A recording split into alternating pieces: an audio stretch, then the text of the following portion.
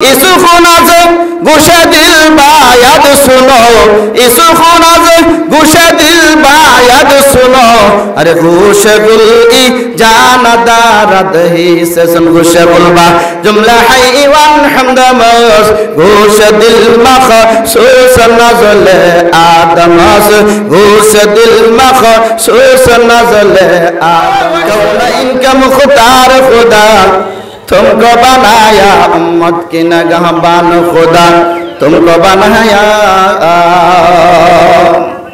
ये तो दामी नबी আমরা পাইছি বাজান।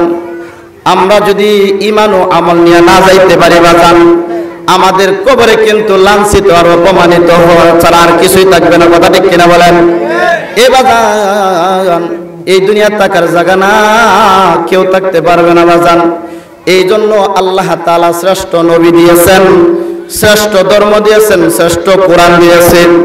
যেই কোরআনের একটা অক্ষর পড়লে আল্লাহু আকবার 10টা নেকি আমার আল্লাহ তাআলা দেয়া দেয়। কয়টা নেকি জোরে বলেন?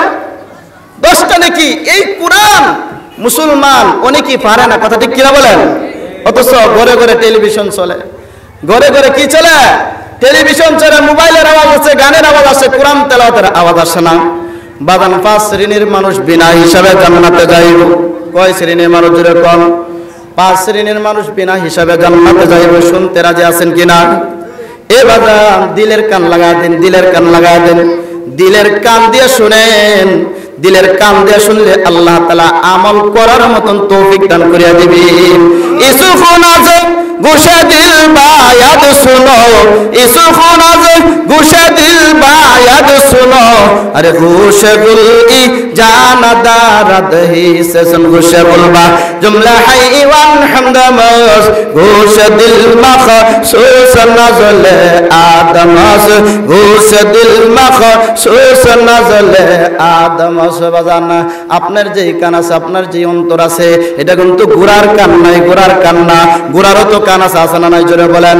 এই বাজান বকরিরও কান আছে, এই বাজান জিরাফেরও কান আছে, হাতিরও কান আছে। আল্লাহু আকবার। কবি ডাক দিয়ে বলতেছে, তোমার যে কান, এই কান কিন্তু গুড়া কাটার নাই। তোমারে আল্লাহ তাআলা দামি একটা কান দান করছে। কথা ঠিক কিনা বলেন? এই জন্যই তো রুমি বলতেছেন, ইসুফুনাজ গুশে দিল বায়াদ শুনো, ইসুফুনাজ গুশে দিল বায়াদ শুনো, আরে গুশে গুল ই জানা দারদ হি সে সুন গুশে বুলবা জুমলা হাইওয়ান হামদামস গুশে দিল মখসুস নজলে আদমস গুশে দিল মখসুস নজলে আদমস। এই জন্য মনোযোগ আছে তো ইনশাআল্লাহ? সকলে মনোযোগ আছে তো? এ বাজান বিনা হিসাবে 5 শ্রেণীর মানুষ জান্নাতে যাবে। জোরে বলেন সুবহানাল্লাহ। এ বাজান, এই যে কোরআন শরীফটা কার কালাম জোরে বলেন? আর জোরে বলেন, আওয়াজ দিয়ে বলতে হবে। আল্লাহর কালাম বাজান। এই আল্লাহর কালাম যারা ধরে, যারা সয়ে, যারা চমকায়, এ বাজান রাসূল বলেন এই কালামটা ধরলেও সব হয়, এই কালাম বুকে লাগাইলেও সব হয়, এই কালাম পড়লেও সব হয়। এই কালামের সাথে যেভাবে হোক যদি সম্পর্ক রাখে, আল্লাহ দাম বাড়া দিবে। কে জোরে কোন? আল্লাহ তাআলা এই কালামের সাথে সম্পর্ক রাখার কারণে ইজ্জত আর সম্মান বাড়া দিবে। কে জোরে কোন? এই কালামে জিন্দা কোরআনে হাকিম হিকমতে উলায়া জালাসত কাদিম। বাজান এই সোফাটার দাম 5,000 অথবা 7,000 অথবা 10,000 টাকা। কথা ঠিক কিনা বলেন? এই বাজান কোরআনের সাথে যেই কাঠটা লাগছে, যেই রিহালটা লাগছে, এটার দাম কম হইতে পারে, কিন্তু কোরআনের সাথে লাগার কারণে, কোরআনের সাথে স্পর্শ লাগার কারণে এই সোফাটা যদিও টাকার দিক দিয়ে দামি হইতে পারে, কিন্তু 70 টাকা 80 টাকা দামের একটা কাঠ অথবা 200 টাকা দামের একটা কাঠ, এই আল্লাহর কালামের সাথে লাগার কারণে এই রিহালটা আল্লাহ ইজ্জত বাড়ায় দিয়েছে। কথা ঠিক কিনা বলেন? এই বাজান আমার পাঞ্জাবিটার গজ 200 টাকা 250 টাকা, কিন্তু আমার কোরআন শরীফের আল্লাহর কালামের কোরআন শরীফের কাপড় লাগানো হয় 70 টাকা 80 টাকা গজের কাপড়।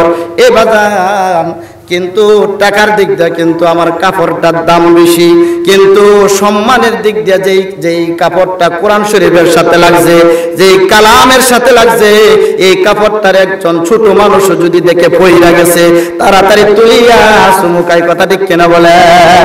ইজ্জত করে সম্মান করে আল্লাহু আকবার কোন মুসলমান যদি এই কালামের সাথে সম্পর্ক রাখে বাজান, হতে পারে পরিয়া সম্পর্ক রাখবে, হতে পারে চুমুকায় সম্পর্ক রাখবে, হতে পারে যেই জায়গার মধ্যে মাদ্রাসায় পড়ানো হয়, কোরআন পড়ানো হয়, এই জায়গার মধ্যে সহযোগিতা করিয়া আসে সম্পর্ক রাখবে। যেভাবে এই কালামের সাথে সম্পর্ক রাখবে, আমার আল্লাহ বলেন কোরআনের দায়িত্ব আমি নিলাম, কোরআনের দায়িত্ব আমি নিলাম, কোরআনের হেফাজত আমি নিলাম।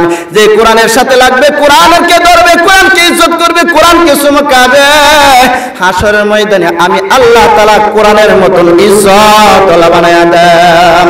কাওনাইন কা মুখতার খুদা তুমকো বানায়া, উম্মত কে নিগাহবান খুদা তুমকো বানায়া।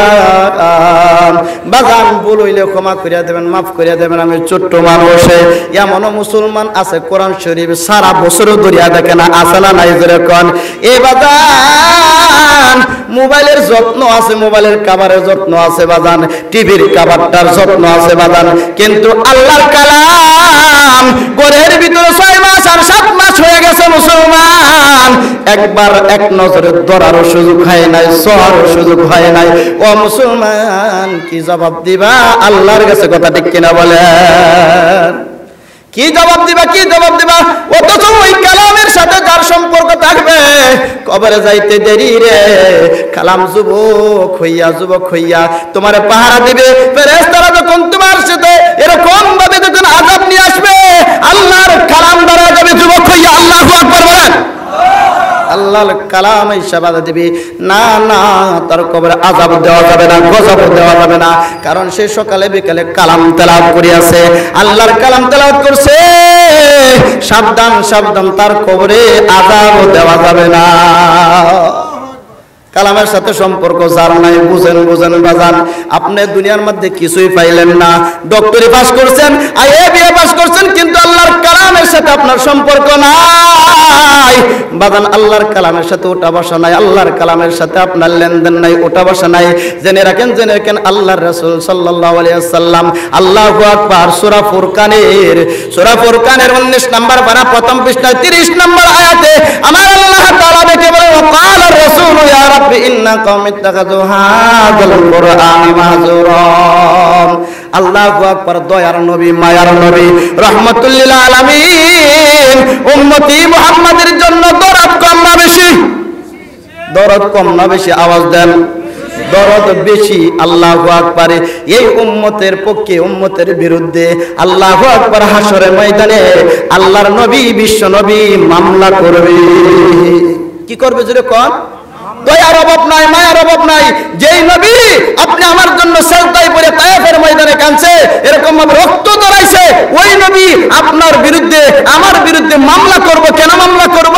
হাসরের ময়দানে বলবে, আল্লাহ এই মামলা আমার গ্রহণ করেন। কেন?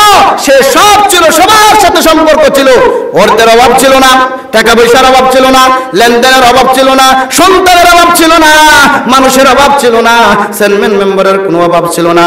আল্লাহু আকবার, সবার সাথে সম্পর্ক ছিল, কিন্তু আমার আল্লাহর কালামের সাথে সম্পর্ক ছিল না। কে মামলা করবে জোরে বলেন?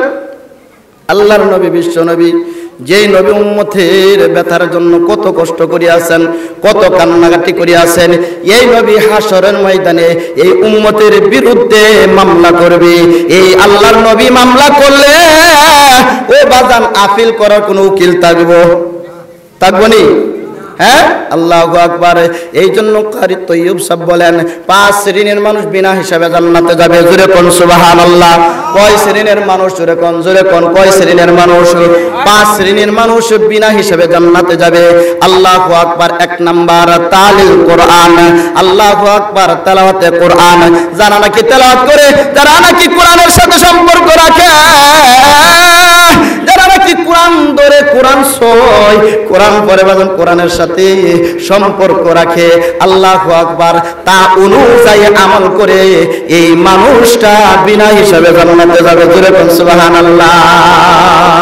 পাকিজা তরস আরশ সামা জান্নাতে ফেরদাউস পাকিজা তরস আরশ সামা জান্নাতে ফেরদাউস আরাম কাহে খাকে রাসূলে আরবি হুজুর কোন আল্লাহু আকবার। তাহলে 5 শ্রেণীর মানুষ বিনা হিসাবে জান্নাতে যাবে। 1 নাম্বার যারা নাকি কোরআন তেলাওয়াত করে তার উপর আমল করে এই মানুষটা বিনা হিসাবে জান্নাতে